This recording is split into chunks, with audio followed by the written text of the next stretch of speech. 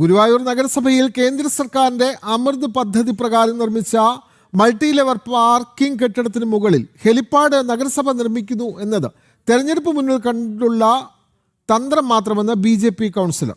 കേന്ദ്ര ഫണ്ട് അടിച്ചുമാറ്റാനും ഈ തന്ത്രം നടപ്പാക്കുന്നുവെന്നാണ് പ്രതിപക്ഷ കൗൺസിലർമാർ ആരോപിക്കുന്നത്. വടക്കേ നടയിലുള്ള പാർക്കിംഗ് കെട്ടിടത്തിൽ ഇപ്പോൾ പാർക്കിംഗ് ഒന്നും നടക്കുന്നില്ല.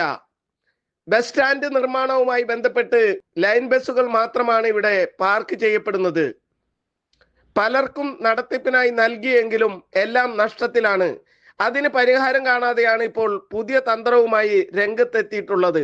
പക്ഷെ ഇന്ന് കൗൺസിലിൽ വെച്ചത് DPR പോലും ഇല്ലാണ്ട് അടിയന്തരമായിട്ട് ഇത് പാസ്സാക്കാൻ പുറപ്പെട്ടത് ഒരു ഇലക്ഷൻ സ്റ്റാൻഡാണ്.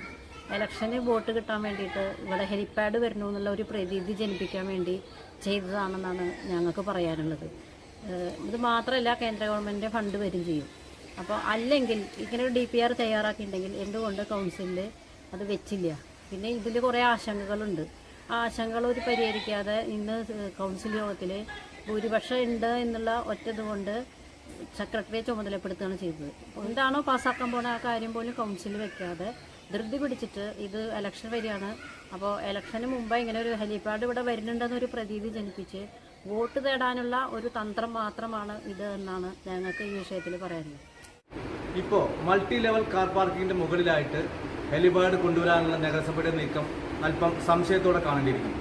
കാരണം DPR കൗൺസിലർമാർക്ക് കാണിക്കാതെ, കൗൺസിലർമാരുടെ സംശയങ്ങൾ ദൂരീകരിക്കാതെ പെട്ടെന്ന് ഒറ്റ ദിവസം കൊണ്ട് ഇത് ഒപ്പിട്ട് കൊടുക്കണം എന്ന നിർദ്ദേശം വന്നപ്പോൾ അതിനനുകൂലിച്ച് നിൽക്കാൻ നഗരസഭയിലെ UDF കൗൺസിലർമാർക്ക് സാധിക്കില്ല. അടുത്ത നിയമസഭാ തെരഞ്ഞെടുപ്പ് മുന്നിൽ കണ്ടുകൊണ്ട് ജനങ്ങളുടെ കണ്ണിൽ പൊടിയിടാനുള്ള ഒരു സൂത്രവിദ്യയായിട്ടാണ് ഇവർ ഈ ഹെലിപാഡിന്റെ നിർമ്മാണത്തെ ഉപയോഗിക്കുന്നത്.